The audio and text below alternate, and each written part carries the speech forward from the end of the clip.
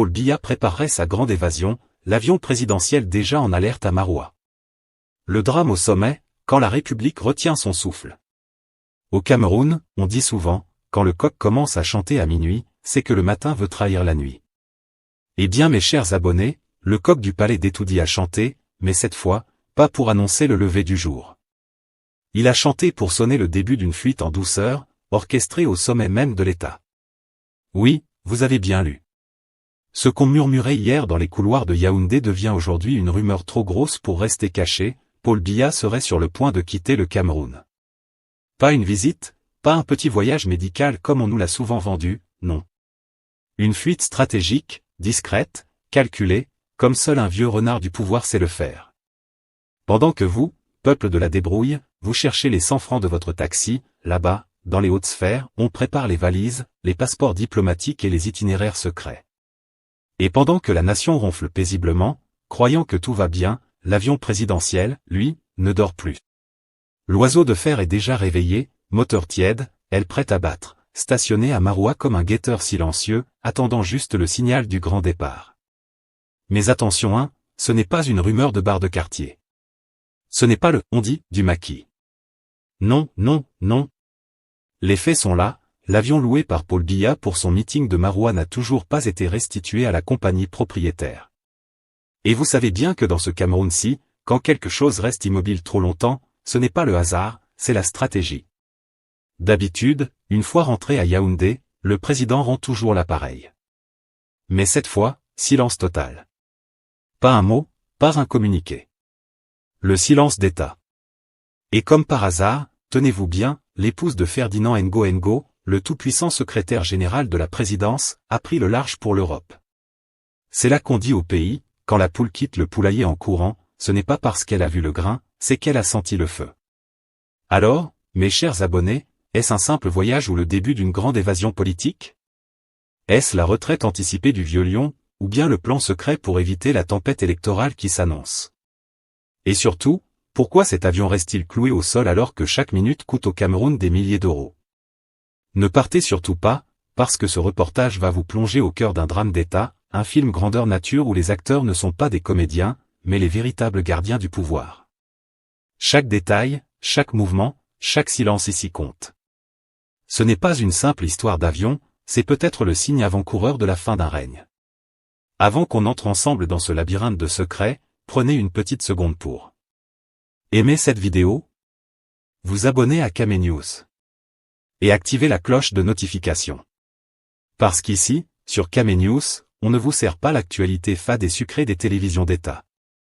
Non, ici, on la sert bien épicée, pimentée comme au marché Mokolo, avec du vrai croustillant, du vrai mordant, et surtout, sans filtre. Ne bougez pas, car ce que vous allez entendre dans un instant n'a rien de banal. Bienvenue dans le Cameroun de l'ombre, où les avions se préparent, les valises se ferment, et où le peuple, lui, commence à se poser la vraie question. Et si Biya était déjà sur la piste de départ? Restez scotchés, le meilleur ou plutôt le pire arrive juste après. Partie 1. Le silence avant la fuite, quand Yaoundé retient son souffle. Mes chers téléspectateurs de Kame News, attachez vos ceintures, car ce qu'on va vous servir ici n'est pas un simple plat d'information, c'est un ndolé politique bien pimenté, mijoté avec les ingrédients les plus frais venus de Yaoundé même. Et oui, pendant que certains Camerounais se battent pour acheter le pain à 150 francs, d'autres, là-haut au sommet de la République, semblent préparer un exode digne d'un film d'espionnage. Oui, vous avez bien entendu, on parle ici du départ en douce de tout un clan présidentiel. Après la fameuse épouse du ministre d'État Ferdinand Ngo, qui aurait pris la tangente pour l'Europe, c'est désormais Paul Biya lui-même qu'on dit sur le point de plier bagage. Et attention, on ne parle pas ici d'un petit déplacement diplomatique ou d'un repos médical. Non. On parle d'un départ qui sent la retraite forcée, ou pire, la fuite organisée. Mais avant de continuer, posons la vraie question à vous qui regardez. Et si c'était vrai? Si Paul Biya, après plus de 40 ans à la tête du Cameroun, était en train de préparer une sortie, pas très officielle. Dites-nous dans les commentaires, est-ce une retraite méritée ou une débandade déguisée? Parce qu'en vérité, mes chers frères et sœurs, le Cameroun entier sent venir le vent du changement. Mais pas le changement des pancartes, non. Le changement des valises. Depuis quelques jours, le silence à Etoudi est plus lourd qu'un secret de famille. On ne voit plus les traditionnelles files de véhicules officiels entrer et sortir du palais. Les ministres parlent à voix basse, les journalistes du système se font soudain discrets, et même les perroquets du palais présidentiel semblent avoir perdu l'envie de chanter. Et puis, le détail qui tue, l'avion présidentiel, stationné à Maroua, ne décolle pas. Un avion qu'on dit loué à des milliers d'euros par heure, tenez-vous bien, est resté immobile sur le tarmac comme une sentinelle en attente d'un signal secret. Or, d'habitude, une fois le président de retour à Yaoundé, on restitue toujours l'appareil à la compagnie. Mais là, rien. Silence radio. L'oiseau de fer dort, mais pas sans raison. Les mauvaises langues disent que c'est un avion de secours, prêt à s'envoler dès que le gong de la panique sonnera. Et ça, mes amis, ce n'est pas un hasard. Parce que dans le Cameroun politique, rien ne se fait sans plan B. Quand le peuple crie « le changement arrive », les dirigeants répondent « le vol aussi arrive ». Et vous savez, ici chez nous, dès qu'un grand homme commence à dire « je vais me reposer un peu », c'est souvent le code pour « je vais m'éclipser discrètement ». Mais là où le film devient intéressant, c'est quand on apprend que l'épouse de Ferdinand Ngo, l'homme fort de la présidence, a pris les devants pour l'Europe. Certains disent qu'elle serait partie pour des soins médicaux, d'autres chuchotent qu'elle sécurise déjà le terrain pour son mari, au cas où le navire commencerait à prendre l'eau. Ah! Cameroun. Quand les rats commencent à quitter le navire, ce n'est pas parce qu'ils n'aiment plus le fromage, c'est parce qu'ils sentent que l'eau monte. Alors, la question qu'on se pose tous. Et si le départ de Madame Ngo était le premier signal d'une opération d'évacuation politique bien planifiée? Parce qu'à ce niveau du pouvoir, rien n'est laissé au hasard. Souvenez-vous, ce n'est pas la première fois que Paul Biya prépare un vol mystérieux. Mes amis, quand le président du Cameroun, le chef suprême des armées, doit attendre un avion étranger pour rentrer chez lui, ça veut dire que même les machines du pays commencent à douter du système. Et comme toujours, personne ne parle officiellement. Pas un mot du gouvernement, pas un communiqué du cabinet civil. Silence de cathédrale. Comme si tout le monde retenait sa respiration. Mais ici à Kamenious, on ne respire pas la peur, on respire l'information, la vraie. Parce que ce qui se prépare là-bas à Etoudi ressemble de plus en plus à une fuite anticipée déguisée en déplacement présidentiel. Et ceux qui connaissent la maison savent que quand Biya commence à immobiliser un avion, c'est qu'il se prépare à immobiliser le pays. Alors, Camerounais et Camerounaises, ouvrons bien les yeux. On nous a longtemps habitués au départ sans retour, au silence d'État, aux absences prolongées qu'on maquille en « visite privée ». Mais cette fois-ci, l'odeur de la manœuvre est trop forte pour passer inaperçue. Et si ce départ annoncé n'était pas qu'un simple voyage? Et si c'était le début de la fin d'un règne qui aura traversé générations, crises et scandales? Restez connectés, mes chers abonnés, car dans la partie 2, on va entrer dans les coulisses de ce mystère d'État, les signes, les silences, les mouvements suspects dans les sphères du pouvoir, et la véritable question que tout le monde se pose. Paul Biya fuit-il le Cameroun avant l'heure? N'oubliez pas de liker, partager et vous abonner à Kamenious, la chaîne où l'information camerounaise se raconte sans filtre, avec le piment de la vérité et la sauce satirique du pays même. Partie 2, les départs en chaîne, l'épouse de la haute sphère d'abord. À Cameroun. Pays où les rumeurs ne se promènent pas à pied, elles prennent la moto-taxi sans casque et foncent à toute vitesse. Depuis quelques jours, la capitale bruise d'une information qui fait vibrer les murs du palais d'Etoudi, l'épouse de Ferdinand Ngo, le puissant secrétaire général de la présidence, aurait pris le large, direction l'Europe. Oui, vous avez bien entendu.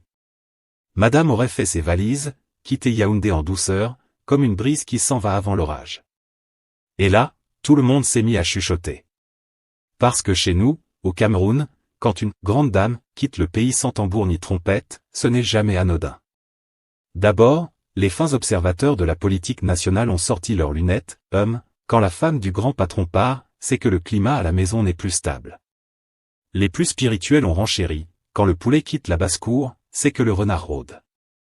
Et les plus moqueurs ont simplement lâché, Cameroun, chacun cherche déjà la sortie avant le générique de fin. Mais regardons les choses de plus près.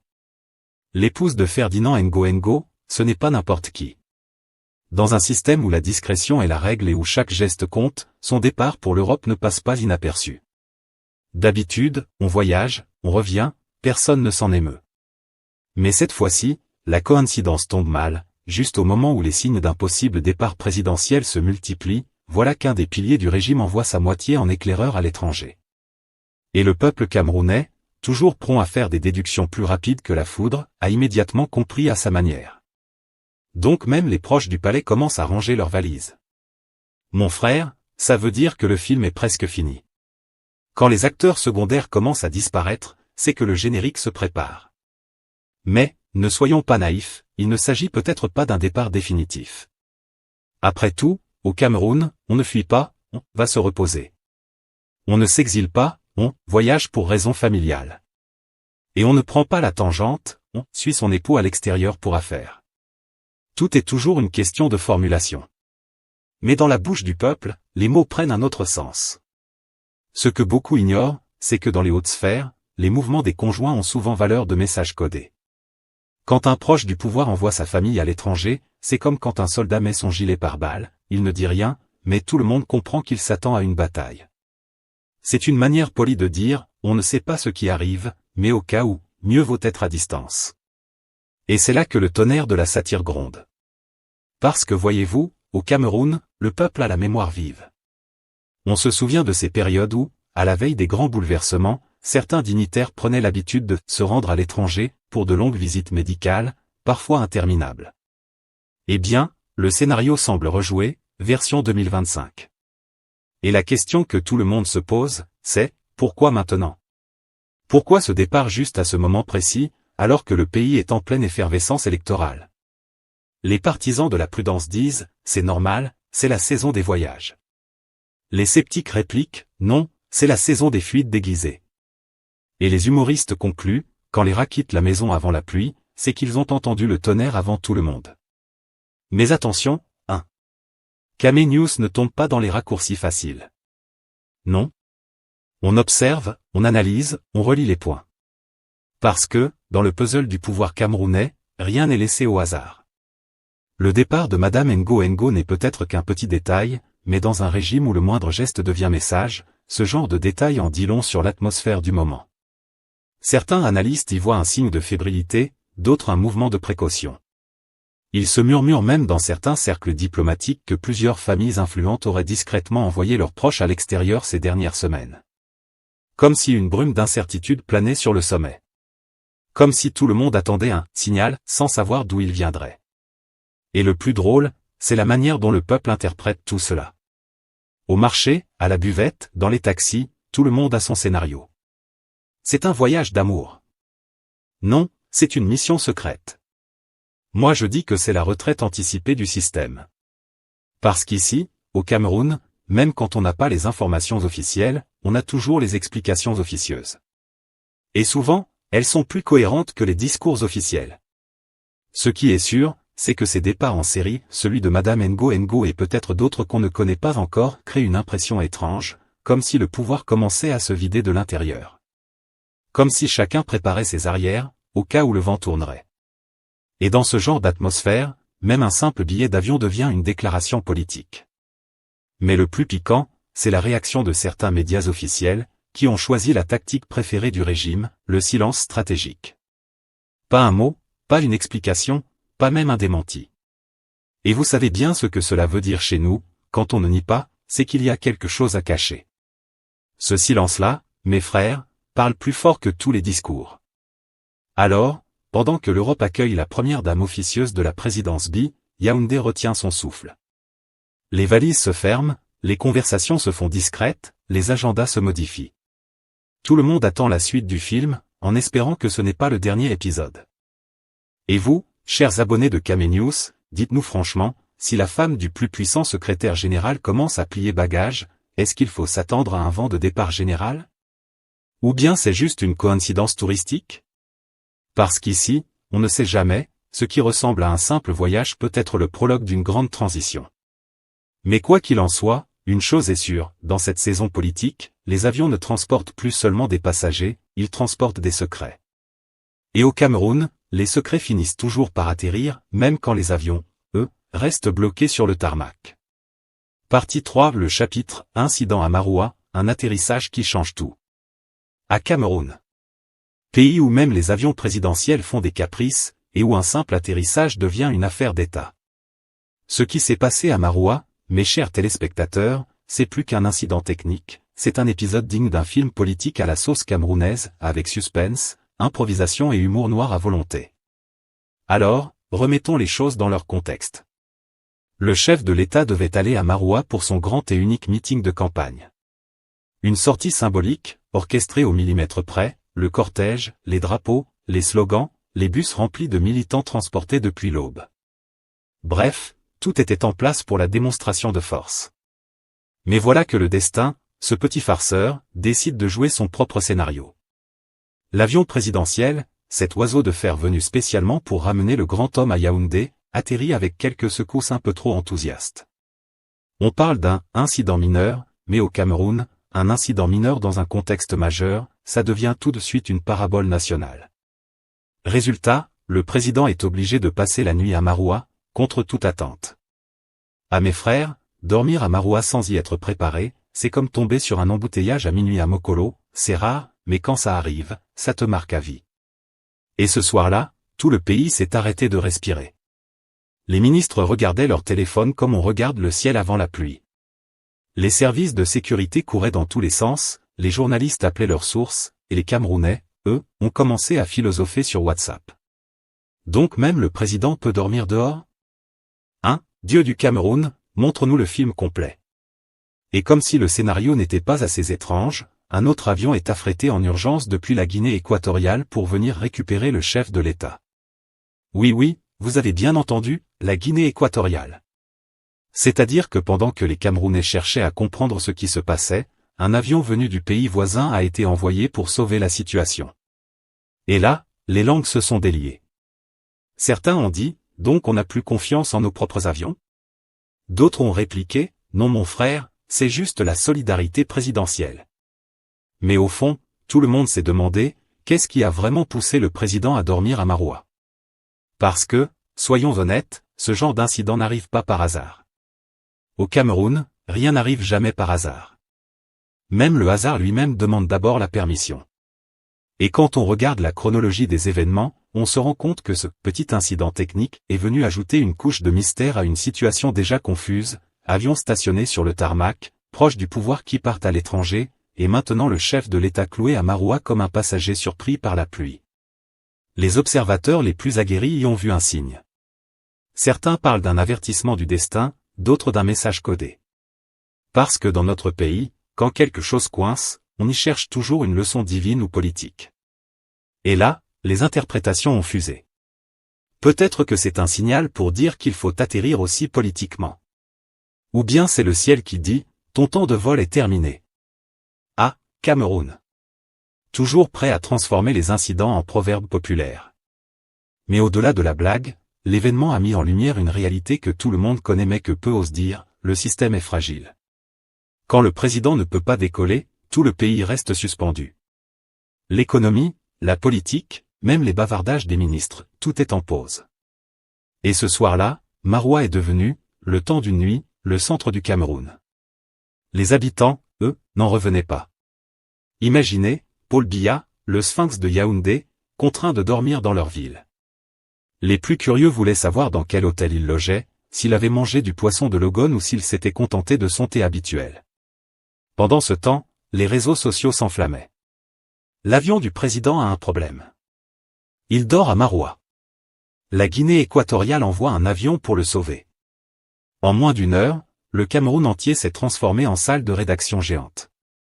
Et le lendemain, comme par miracle, tout est rentré dans l'ordre. Le président a repris son vol, le calme est revenu, mais le doute, lui, est resté.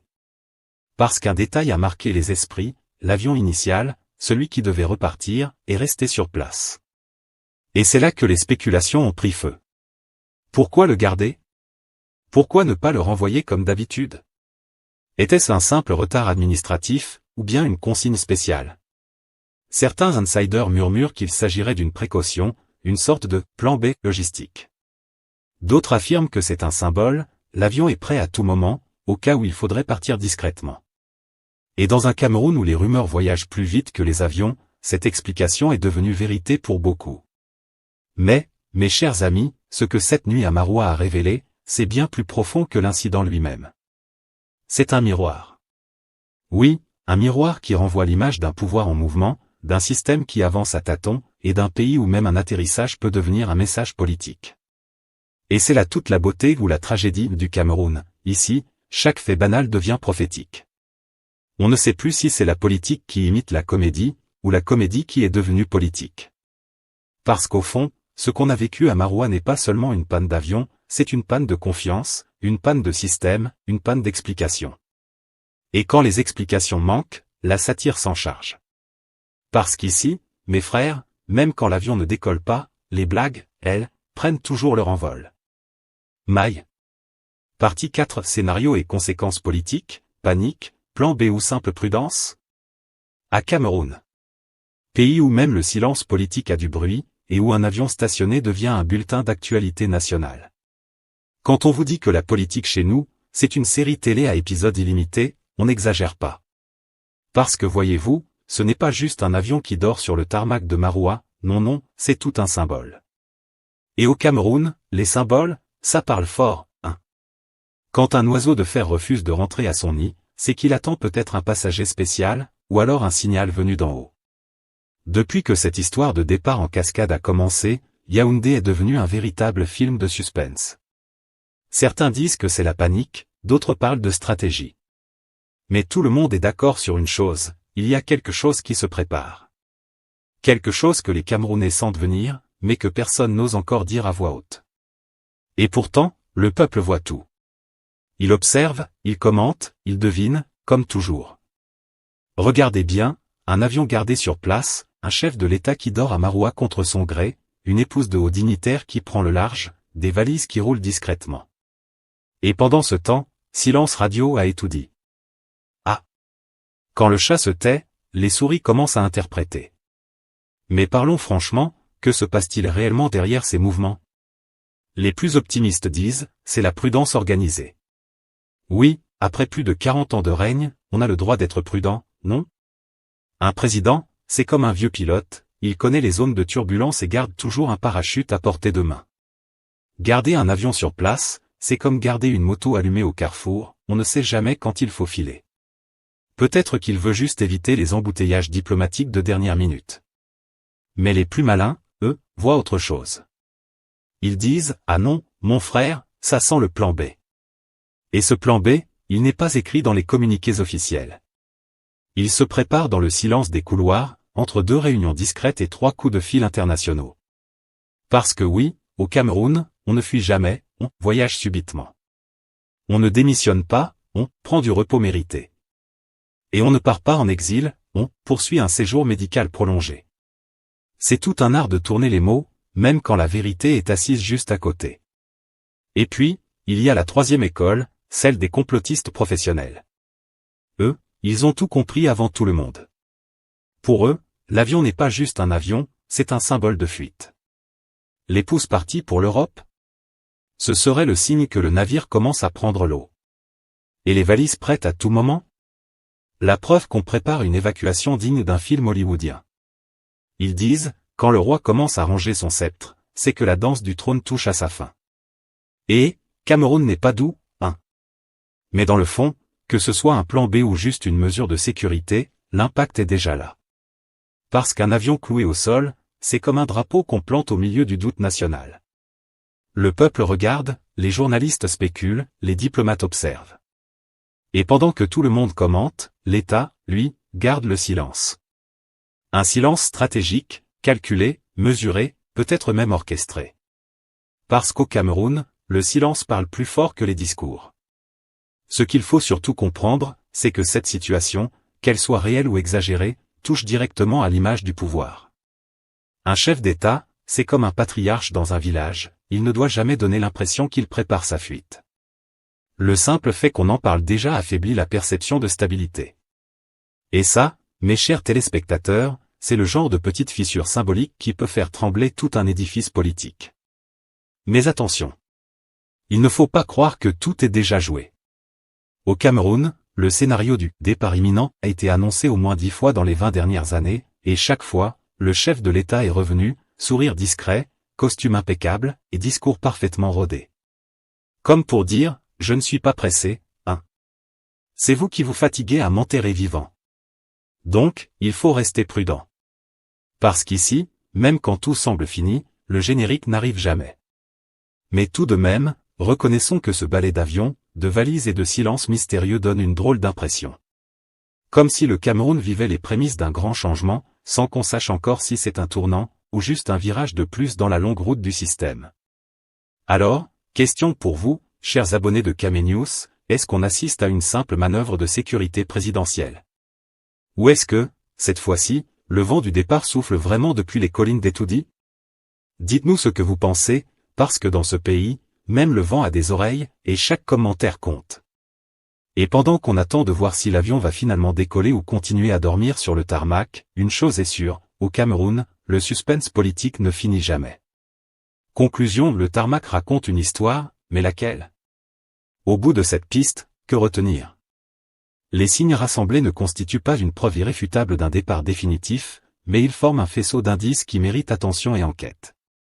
Le Cameroun regarde, la diaspora observe, et la presse note chaque mouvement comme on lit les nuages avant l'orage.